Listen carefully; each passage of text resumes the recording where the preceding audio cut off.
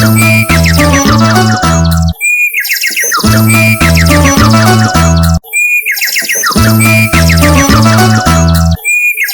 शांति छोटे। ओम शांति भैया। छोटे, तो आज की मुरली तुमने पढ़ी तो होगी ही, तो कल की तरह आज भी हम फिर से मुरली का रिवीजन करते हैं। आज बाबा ने क्या बताया? भैया, आज की मुरली का टाइटल है जैसा बाप प्यार का सागर है, उनके जैसा प्यार दुनिया में कोई नहीं दे सकता। ऐसे हम बच्चे भी बाप समान बनना है, किसी को राज माना नाराज नहीं करना है। हाँ छोटे, आज बाबा ने ये भी पूछा था कि किस प्रकार के विचार चलते रहे तो हमें खुशी का पारा चढ़ेगा। तो बाबा ने बताया कि हम ज्ञान रत्नों से हमेशा अपनी झोली को भरते रहे। ये जो खानियां है ना, ये सब भरपूर हो जाएगी। बाबा ने कहा सतयुग में हम सोने के महल बनाएंगे। हमारा यह जो ब्राह्मण कुल है ना, वो बहुत उत्तम है। हम सच्ची सच्ची सत्यनारायण की कथा व अमर कथा सुनते और सुनाते हैं। ऐसे ऐसे ख्याल अगर हमें चलते रहेंगे तो हम सदा खुशी में रहेंगे। भैया, आज बाबा ने शुरुआत में ये कहा कि बच्चे बाप की याद में बैठे हैं। यह श्रीमत अर्थात श्रेष्ठ से श्रेष्ठ मत मिलता है। याद की यात्रा बहुत मीठी है। बच्चे नंबरवार पुरुषार्थ अनुसार जानते हैं कि जितना बाप को याद करेंगे उतना बाबा स्वीट लगेगा। सेक्रीन है ना, एक बाप ही प्यार करते हैं, बाकी तो सब मार देते हैं। दुनिया सारी एक दो को टुकराती है, बाप प्यार करते हैं, उनको सिर्फ तुम बच्चों ने जाना है।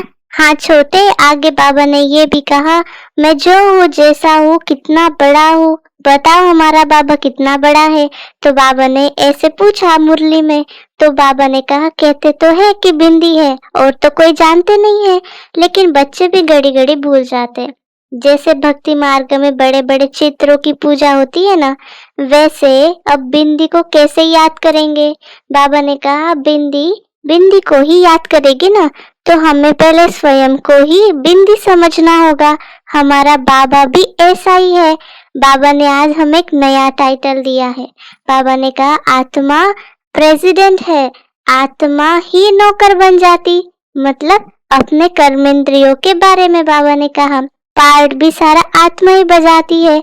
लेकिन आज बाबा स्वयं के बारे में एक टाइटल दे रहा है, वो कौन सा है? हाँ भैया, आज बाबा ने खुद को स्वीटेस्ट कह के टाइटल दिया। बाबा ने कहा कि मनुष्य बड़ी बड़ी धर्मशालाएं आदि अभी तक बनाते रहते हैं, जानते नहीं है यह बाकी कितना समय होगी। मंदिर आदि बनाते हैं, लाखों रुपया खर्च करते हैं, उनकी आयु बाकी कितना समय होगा।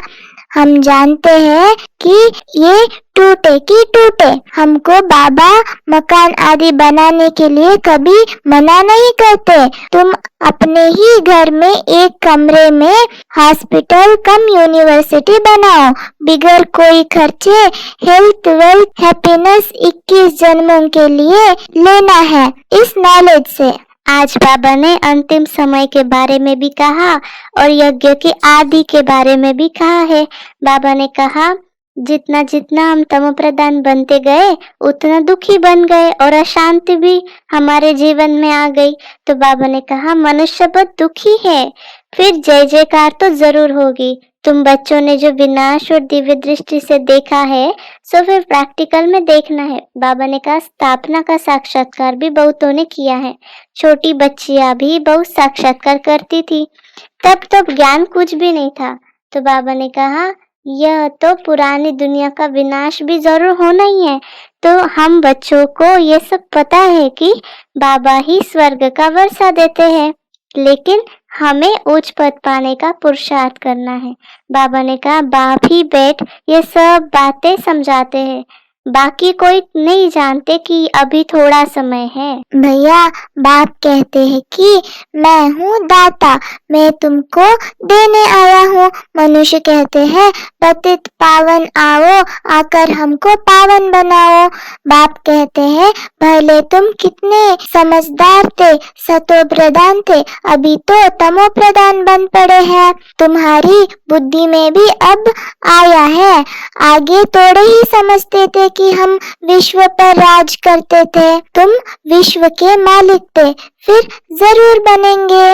हिस्ट्री ज्योग्राफी रिपीट होगी। बाबा ने कहा है छोटे कि बाप समझाते हैं, तुम मुझे बुलाते भी हो कि हे पतित पावन आओ, तो मैं तुमको पावन बनाता हूँ। मैं तुमको पढ़ाने के लिए आता हूँ, ऐसे नहीं कि हम पर बाबा कृपा करेगा, क्योंकि बाबा ने कहा मैं तो टीचर हूँ, तुम कृपा आदि क्यों मांगते हो? आशीर्वाद तो अनेक जन्म लेते आए हो ना, अब आकर माँ बाप की मिल्कियत का मालिक बनो। और आशीर्वाद क्या करेंगे? बच्चा पैदा हुआ, बाप की मिल्कियत का मालिक बना, लौकिक बाप को कहते हैं कि कृपा करो। यह तो कृपा की बात नहीं है, सिर्फ बाप को याद करना है। यह भी किसको पता नहीं कि बाबा बिंदु है। आज बाबा बार बार हमें बिंदु स्वरूप की याद दे रहे हैं छोटे। भैया, आज बाबा समझा रहे हैं कि श्री कृष्ण की आत्मा को अंतिम जन्म में फुल ज्ञान रहता है। गर्भ से बाहर निकलती है तो पाई पैसे की भी ज्ञान नहीं होगा। बाप आकर समझाते हैं कृष्ण ने कोई मुरली बजाई नहीं है, वह तो ज्ञान जानता ही नहीं है। लक्ष्मी नारायण ही नहीं जानते तो फिर श्री कृष्ण ऋषि मुनि सन्यासी आदि कैसे जानेंगे? कहते हैं श्री कृष्ण सागर में पीपल के पत्ते पर आया, यह किया, यह सब कहानियां है जो बैठ लिखी है। कहते हैं नदी में पैर डाला तो वहां नीचे चली गई। विचार करो मनुष्य क्या क्या बातें बना सकते हैं। अब बाप समझाते हैं कोई भी उल्टा सुल्टा बातों पर कभी विश्वास नहीं करना है। शास्त्र आदि कितने मनुष्य पढ़ते हैं, बाप कहते हैं पढ़ा हुआ सब भूल जाओ, इस देह को भी भूल जाओ। आत्मा ही एक शरीर छोड़ दूसरे से शरीर ले पाट बजाती है। भिन्न भिन्न नाम रूप देश चोला पहनकर पाट बजाती है। अब बाप कहते हैं यह छीछी वस्त्र है। आत्मा और शरीर दोनों पतित है। आत्मा को ही श्याम और सुंदर कहा जाता है। बाबा ने आज ये भी कहा कि शिव बाबा 5000 वर्ष पहले भी आया था, यह किसको पता नहीं है। तुम जानते हो कि 5000 वर्ष पहले आकर तुमको राजयोग सिखाया था, कल्प कल्प तुमको ही सिखाएंगे। तो जो आकर ब्राह्मण बनेंगे वह फिर देवता बनेंगे। बाबा ने कहा विराट रूप भी बनाते हैं ना, उसमें ब्राह्मणों की चोटी गुम कर दी है, क्योंकि ब्राह्मणों का कुल बहुत उत्तम गाया जाता है इसलिए। लेकिन वह तो जिस्मानी बात है, तुम हो रूहानी, तुम सच्ची सच्ची कथा सुनाते हो। बाबा ने फिर से याद दिलाया कि यही सत्यनारायण की कथा है, अमर कथा है। तुमको अमर कथा सुनाकर बाबा अमर बना रहे हैं, क्योंकि यह तो मृत्यु लोक है ना, वो तो खत्म हो जाएगा। तो बाबा कहते हैं मैं तुमको लेने आया हूँ। कितनी ढेर आत्माएं हैं, वापिस घर में जाती है तो कोई आवाज थोड़ी होता है। बाबा ने बहुत रमणीक बात कही है कि जैसे मधुमक्खियों का झुंड जाता है ना, तो आवाज कितना होता है। रानी के पिछाड़ी मधुमक्खियां सब भागती है, उनकी आपस में कितनी एकता होती है। भ्रमरी का भी मिसाल यहाँ का है ना। तो तुम मनुष्य से देवता बनते हो, पतितों को तुम पावन बनाते हो, ज्ञान की भू कर विश्व का मालिक बनाते हो, यह सब तुम्हारे लिए है। भैया, आज बाबा हमें कह रहा है कि तुम्हारा है प्रवृत्ति मार्ग, उनमें भी मेजॉरिटी माताओं के ही है, इसलिए वंदे मातरम कहा जाता है। ब्रह्म कुमारी वह जो बाप द्वारा 21 जन्मों का वर्षा दिलाती है। बाप सदा सुख का वर्षा देते हैं। जो सर्विस करेंगे, लिखेंगे, पढ़ेंगे, होंगे नवाब। राजा बनना अच्छा व नौकर बनना अच्छा। पिछाड़ी के समय तुमको सब मालूम पड़ जाएगा।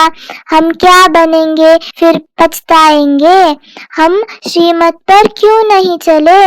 बाप कहते हैं फॉलो करो। ऐसे भी नहीं कोई एक कमरा दे देते हैं सेंटर के लिए, खुद मीट आदि खाते रहते हैं। वह पुण्य आत्मा, वह पाप आत्मा, फिर आश्रम नहीं रहेगा। घर में स्वर्ग बनाते हैं तो खुद भी स्वर्ग में होने चाहिए ना। सिर्फ आशीर्वाद पर नहीं ठहरना है, बाप को याद करना है, पवित्र बनाकर ही साथ ले जाएंगे। तुमको तो बहुत खुशी रहनी चाहिए, कितनी भारी लॉटरी मिलती है। छोटे बाबा ने कहा, बाप जितना प्यार दुनिया में कोई कर नहीं सकता है ना, तो उनको कहा ही जाता है प्यार का सागर। तुम भी ऐसे बनो। अगर किसको दुख दिया, रंज यानी नाराज किया, तो रंज होकर यानी नाराज होकर दुखी होकर मरेंगे। ये कोई बाबा श्राप नहीं देते हैं, लेकिन समझाते हैं सुख दो तो सुखी होंगे। सबको प्यार करो, बाबा भी प्यार का सागर है ना। ऐसे कहते हुए बाबा ने अंत में हम सबको वरदान दिया कि हर संकल्प और कर्म में हमें सिद्धि लानी है, अर्थात सफलता प्राप्त करनी है, तभी हम बनेंगे संपूर्ण मूर्त आत्मा। बाबा ने अंत में कहा, समय पर दुख और धोखे से बचकर सफल होने वाले ही ज्ञानी अर्थात समझदार होते हैं। अच्छा, ओम शांति।